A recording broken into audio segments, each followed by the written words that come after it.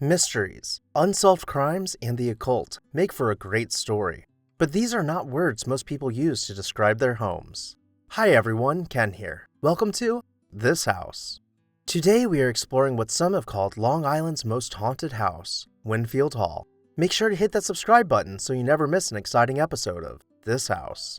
When Frank Winfield Woolworth was only 16 years old, he dropped out of school and left his family's modest farm in Rodman, New York. Entering the workforce, he jumped from job to job, working in sales, constantly disappointing his employers and getting himself fired. But there was always one thing he enjoyed about these jobs: setting up the window displays. When he was 27 years old, he borrowed $300 to open his own 5-cent store. But the business collapsed within just a few short weeks. Taking what he had learned from his failure, he opened a similar store in Lancaster, Pennsylvania just a few months later. This time, he was successful. Over the next couple decades, the F.W. Woolworth Company expanded to include 586 stores, though it would eventually grow to over 1,000 stores in the US, Canada, and the UK. By 1913, he had created a business empire and set out to build the tallest building in the world.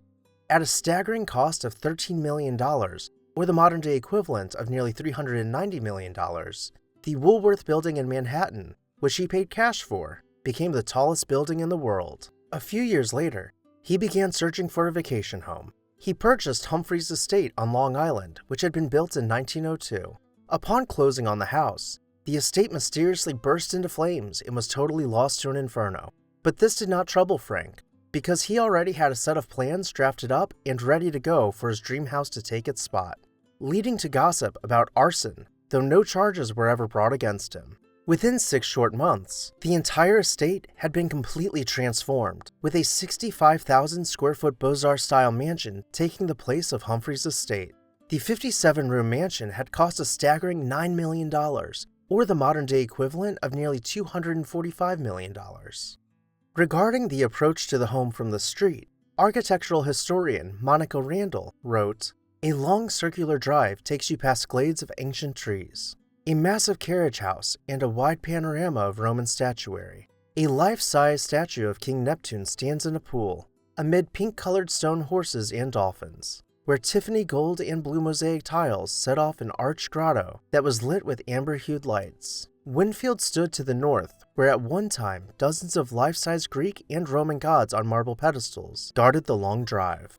Walking inside, you would be greeted by a marble entrance hall. The stairs had been constructed from pink-colored marble, which had cost $2 million alone. The ceiling was surfaced with 14-karat gold leaf and coffered in the appearance of honeycombs. Here we begin to see the eccentricities which gained the house its reputation. Above the fireplace was a coat of arms which Frank had designed himself. He stood tall, with his wife by his side wearing a helmet, and the faces of his 3 daughters on the shields below them.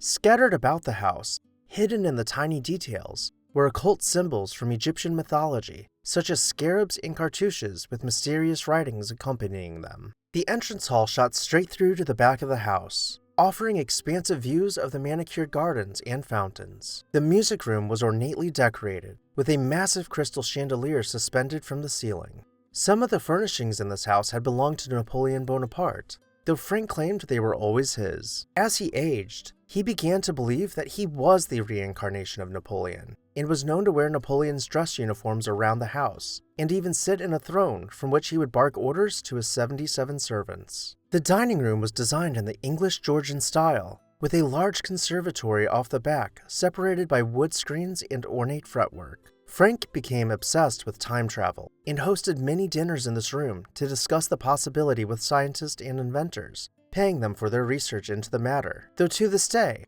there is no evidence that his research into time travel ever paid off. Going upstairs, Frank's bedroom was gilded to the height of Gilded Age glamour and included a bed once slept in by Napoleon. There was a secret tunnel which connected his bedroom to his mistress's bedroom, while his wife's bedroom had only a small bed and a single rocking chair on the opposite side of the house. Frank's delusions and blatant behavior became too much for his family to handle.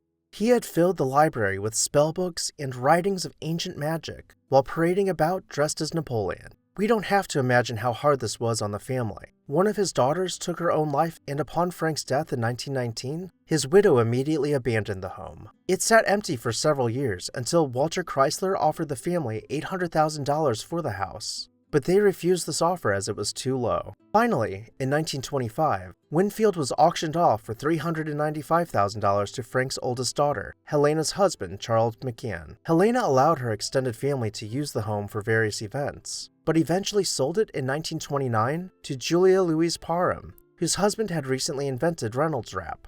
In 1963, she sold Winfield to Grace Downs, who used the home to train girls to become supermodels. 30 models moved into the home, and it was unofficially renamed to the Glamour Manor. By this time, the house had fallen into some disrepair, and reports of strange sounds began freaking out the models. They uncovered secret passages, trapdoors, and tunnels. All of this, coupled with occult symbols carved into the stonework, prompted them to seek out a paranormal expert. They conducted a seance in the house, and then one by one, over the next few years, the models began mysteriously dying in the mansion. This caused the school to shut down, and in 1975, all the antiques and furnishings were sold. The house was also sold to a group of 3 investors, but one of them mysteriously disappeared and another abandoned the project, leaving Winfield to the sole possession of Martin T. Carey. He leased the house out to several businesses and Hollywood productions, such as HBO's award-winning show Mildred Pierce. But the house continued to fall into disrepair. With growing costs, the Careys attempted to sell the home, but could not find a buyer for the mansion, which had a property tax of $257,000 per year.